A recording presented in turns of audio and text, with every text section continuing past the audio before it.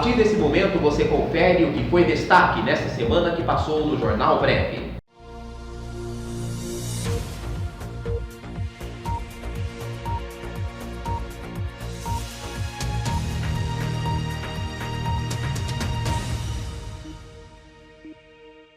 Em rede social, Bolsonaro fala de lockdown no Maranhão. O presidente Jair Bolsonaro compartilhou em suas redes sociais um vídeo de pouco mais de 1 minuto que mostra a abordagem de um policial militar no Maranhão dentro de um ônibus, em que ele exige declaração de trabalho essencial para que os passageiros possam prosseguir viagem. A data da gravação do vídeo não está especificada. Documento e declaração de que vai trabalhar. Se não tem, desce. Assim, o povo está sendo tratado pelo governador do PCdoB no Maranhão e situações semelhantes em mais estados. O chefe de família deve ficar em casa passando fome com sua família. Milhões já sentem como é viver na Venezuela, publicou o presidente em seu Twitter, na postagem em que compartilhou o vídeo. A Justiça do Maranhão determinou, no último dia 30 de abril, o bloqueio máximo, lockdown, das atividades nas cidades de São Luís, Raposa, Passo do Lumiar e São José de Ribamar, em função da pandemia do novo coronavírus. Pela decisão, todas as atividades não essenciais à manutenção da vida e da saúde passaram a ser proibidas por 10 dias, entre 5 e 15 de maio. O governador do Maranhão, Flávio Dino, publicou tweet em resposta à postagem do presidente. Bolsonaro inicia o domingo me agredindo e tentando sabotar medidas sanitárias determinadas pelo judiciário e executadas pelo governo. E finge estar preocupado com o desemprego. Deveria então fazer algo de útil e não ficar passeando de jet ski para comemorar 10 mil mortos, postou no Twitter. Em reunião, Bolsonaro vinculou preocupação com a família à troca da PF. Durante a reunião ministerial de 22 de abril, Jair Bolsonaro associou a troca do superintendente da Polícia Federal do Rio de Janeiro à necessidade de proteger seus familiares. O vídeo desse encontro é uma das evidências do inquérito aberto no Supremo Tribunal Federal, após Sérgio Moro deixar o Ministério da Justiça acusando Bolsonaro de tentar interferir na PF. A avaliação de fontes que acompanham a investigação é que o vídeo é devastador para Bolsonaro, pois comprova a acusação de que o presidente da República tentou interferir na PF. Durante o encontro, Bolsonaro disse que sua família sofre perseguição no Rio de Janeiro e que por isso trocaria o chefe da superintendência da PF no Rio. Na reunião, Bolsonaro, que apresentava um tom de irritação e mau humor, trata a superintendência da Polícia Federal do Rio com o termo segurança e afirma que não iria esperar sua família ser prejudicada. O presidente da República comunicou a Moro que iria trocar o então diretor-geral da PF, Maurício Valeixo, por Alexandre Ramagem, atual diretor-geral da Agência Brasileira de Inteligência, ABIN, e amigo da família Bolsonaro. Moro se recusou, disse não topo isso e falou com generais que integram o governo. Ramagem chegou a ser nomeado por Bolsonaro para a diretoria-geral da PF, mas o ministro do STF, Alexandre de Moraes, suspendeu o decreto. O presidente então optou pelo delegado Rolando de Souza, que trabalhou com Ramagem na ABIN. Reprovação a Bolsonaro dispara e tem taxa recorde de 43%. O governo Jair Bolsonaro perdeu o apoio da parte da população e atingiu as piores avaliações de sua gestão e pessoal desde que assumiu o cargo. É o que mostra a pesquisa da CNT com o Instituto MDA divulgada hoje. A fatia dos que avaliam o governo como ótimo ou bom passou de 34,5% para 32% entre janeiro e maio deste ano. A soma de ruim e péssimo cresceu de forma mais expressiva, registrando um aumento de 31% para 43,4% em 4 meses, o maior percentual negativo dos 4 levantamentos feitos durante o governo. Aqueles que avaliam o governo como regular eram 32,1% e agora são 22,9%. A aprovação de desempenho pessoal na gestão de Bolsonaro recuou de 47,8% para 39,2% no período. Ao mesmo tempo, a desaprovação subiu de 47% para 55,4%, também o mais negativo nos levantamentos CNT e MDA. Os que não opinaram ou não souberam responderam representam 5,4%. Nessa pesquisa, o Instituto questiona se os entrevistados aprovam ou desaprovam o desempenho pessoal do presidente da República à frente da administração. As piores avaliações do governo e pessoal do presidente haviam sido registradas em agosto de 2018. À época, 53,7% dos entrevistados desaprovavam o presidente e 39,5% reprovavam o governo. A pesquisa também apontou que a maioria da população, 67,3%, aprova o isolamento social amplo, independente de integrar grupos de risco. Foram feitas 2.002 entrevistas por telefone entre 7 e 10 de maio em 494 municípios de 25 unidades da federação. A margem de erro é de 2,2 pontos percentuais, para mais ou para menos. Exames de Bolsonaro para coronavírus entregues ao STF deram negativo, apontam laudos. Entregues ao governo pelo STF indicam que o presidente Bolsonaro teve resultado negativo nos exames para o novo coronavírus. Os exames foram abertos ao público nesta quarta. Os documentos só foram divulgados após o jornal O Estado de São Paulo entrar na justiça pedindo acesso. Antes, o presidente já tinha anunciado os resultados negativos em redes sociais, mas se recusava a mostrar os laudos. Os 3 exames usaram o método PCR, mais eficaz porque rastreia o material genético do Covid. Ele identifica bem a partir dos 3 primeiros dias de sintomas, diferentemente do teste rápido, que tem eficácia maior após o 10º dia de sintomas. Segundo ofícios anexados pela AGU do Supremo, foram utilizados nos laudos nomes de terceiros para a preservação da imagem e privacidade do presidente por questões de segurança. O CPF e a data de nascimento nos papéis são de fato de Bolsonaro. O processo chegou ao Supremo Tribunal Federal e na noite desta terça, a Advocacia Geral da União, a AGU, forneceu os laudos ao ministro relator Ricardo Lewandowski. Os papéis foram mantidos em envelope lacrado e no início da tarde, Lewandowski determinou a inclusão nos autos sem sigilo.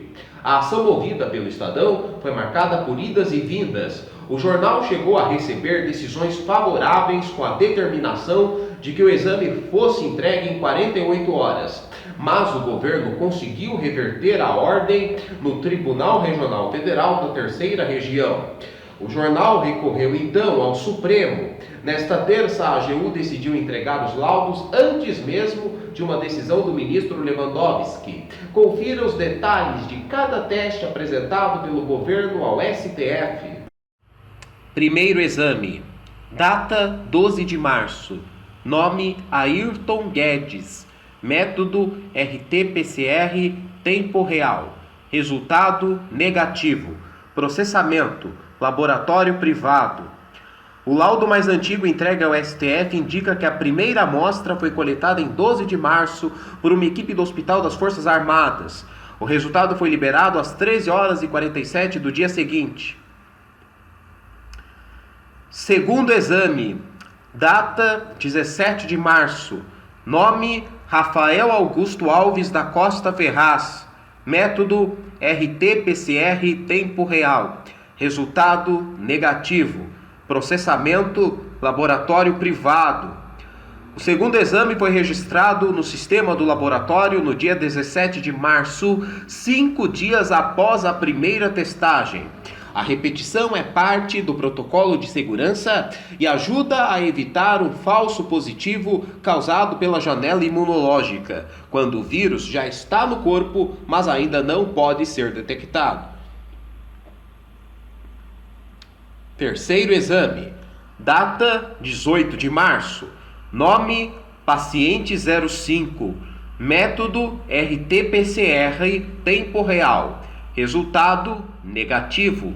Processamento Fundação Oswaldo Cruz, Fiocruz. Terceiro exame foi feito em 18 de março, um dia após o segundo. A amostra desta vez foi analisada em um laboratório público da Fundação Oswaldo Cruz. Mais uma vez, foi usado o método PCR, mais preciso a partir de amostra de secreção de nasofaringe. O resultado também deu negativo. Ataque de Adélio a Bolsonaro não teve mandante, diz inquérito da Polícia Federal. O inquérito parcial do segundo inquérito da Polícia Federal sobre o ataque ao presidente Jair Bolsonaro, sem partido, concluiu que não houve mandantes no crime. O relatório, com mais de 300 páginas, foi enviado à Justiça Federal nesta quarta-feira. Conforme mostrou o portal R7 no final de abril, as provas colhidas apontam mais uma vez que o pedreiro Adélio Bispo agiu sozinho ao esfaquear o então candidato à presidência em setembro de 2018. Apesar disto, os investigadores ainda tentam autorização do Supremo Tribunal Federal para fazer uma perícia no celular de Zanoni Oliveira, advogado de Adélio Bispo, e colher mais informações relacionadas ao caso. O aparelho chegou a ser recolhido durante uma operação, mas uma decisão do TRF1, Tribunal Regional Federal da Primeira Região, atendendo a um pedido da OAB, Ordem dos Advogados do Brasil, barrou a análise dos dados. O relatório apresentado à Justiça foi baseado em depoimentos, quebras de sigilo bancário, fiscal, de telefone e resultado de buscas e apreensões de documentos e diligências realizadas, além da desconstrução de diversas fake news que surgiram sobre o caso. Procurado, o advogado de Adélio Bispo disse que ainda não teve acesso ao relatório da Polícia Federal e afirmou também acreditar que o autor da facada agiu sozinho. O Planalto informou que não vai comentar sobre o documento. Deputada propôs a Moro acertar com Bolsonaro vaga de ministro no STF. Ele vai cair se o senhor sair. A deputada federal Carla Zambelli enviou uma mensagem em 23 de abril ao então ministro da Segurança e Justiça, Sérgio Moro, sugerindo a ele que conversasse com o presidente Jair Bolsonaro. O objetivo da conversa, segundo ela, seria fazer com que Bolsonaro garantisse a Moro uma indicação para o Supremo Tribunal Federal. Na mesma troca de mensagens, Carla Zambelli disse a Moro: Bolsonaro vai cair se o senhor sair. Em resposta, Moro disse a Zambelli que já havia falado com Bolsonaro naquele dia. Na sequência das mensagens, Moro disse à deputada que não está à venda. A troca das mensagens foi incluída no inquérito que apura se Bolsonaro tentou interferir na Polícia Federal. Em 24 de abril, quando anunciou demissão do cargo de ministro, Moro disse que Bolsonaro interferiu na Polícia Federal ao demitir o então diretor-geral do órgão, Maurício Valeixo, e insistir na troca do comando da PF no Rio de Janeiro. Na ocasião, Bolsonaro negou as acusações. Disse que Moro afirmou a ele aceitar a troca de Valeixo desde que a mudança ocorresse em novembro, quando, segundo Bolsonaro, Moro gostaria de ser indicado para o STF. O ministro Celso de Mello deixará o tribunal em novembro, quando completa 75 anos. Moro, Zambelli e Maurício Valeixo, além de outras pessoas, já prestaram depoimento no inquérito.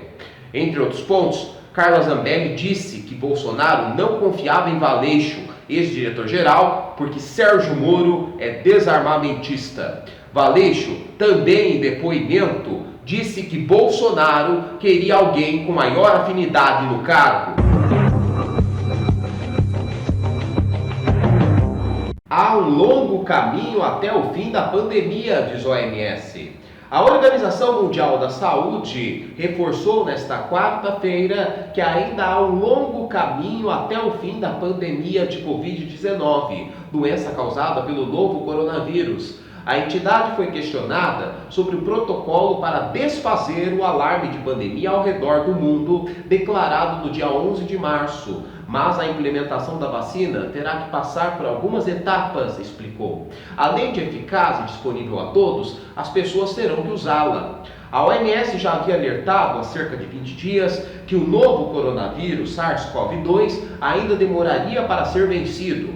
O diretor-geral da entidade, Tedros Adhanom, reforçou ainda que a doença foi declarada uma emergência de saúde internacional, o nível mais alto de alerta da OMS no dia 30 de janeiro. A OMS também divulgou nesta quarta seu relatório anual sobre a saúde no mundo. O documento destaca que, apesar de o mundo estar vivendo mais e da forma mais saudável, a pandemia ameaça o cumprimento dos objetivos de saúde estabelecidos, que já progredia de forma lenta. Segundo o documento, aumentou a expectativa de vida no mundo, ainda que de forma desigual. Os maiores ganhos foram em países de baixa renda, onde a expectativa de vida aumentou 11 anos entre 2000 e 2016. Nos países de alta renda, esse aumento foi de 3 anos. Um dos motivos para o progresso nos países de baixa renda foi a melhora no acesso a serviços para prevenir e tratar HIV, malária, tuberculose e doenças tropicais negligenciadas como verminoses.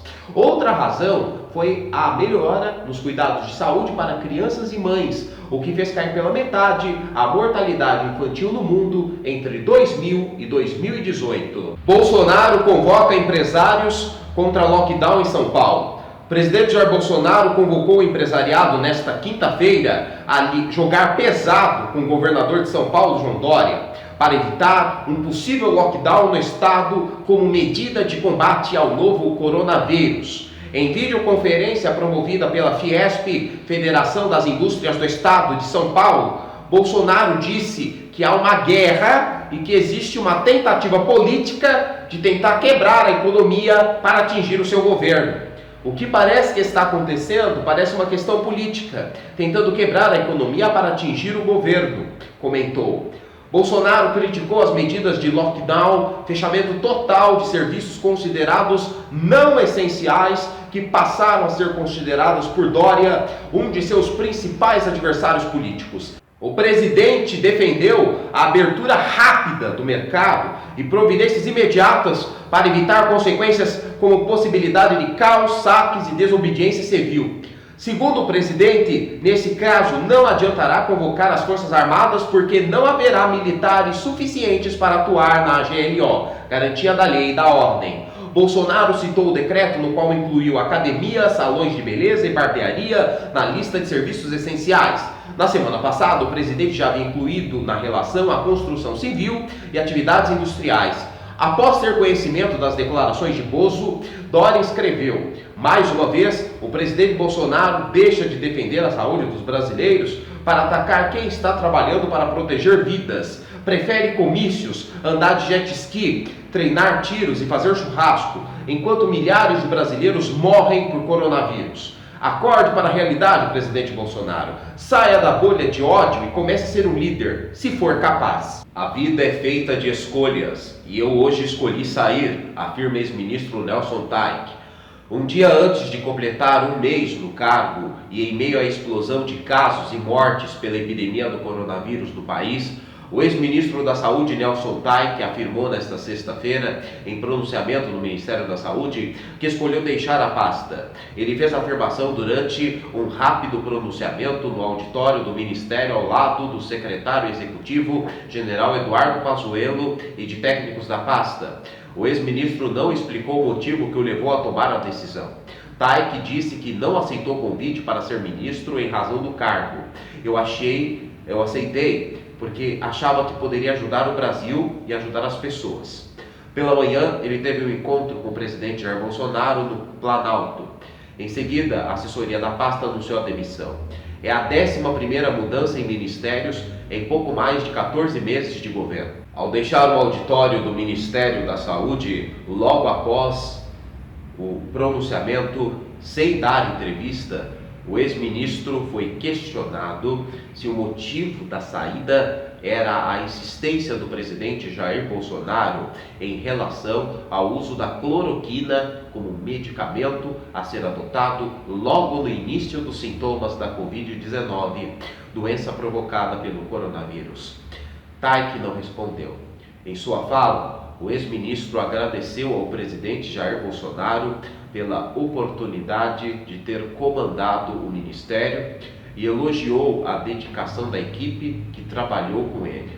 Ele disse que deixou pronto para governadores e secretários estaduais um plano de combate ao coronavírus. Segundo o ministro, um programa de testagem também está pronto para ser aplicado. Taik deixou o cargo antes de completar um mês à frente da pasta. Nelson Taik tomou posse em 17 de abril. Essa é a segunda saída de um ministro da Saúde em meio à pandemia do coronavírus.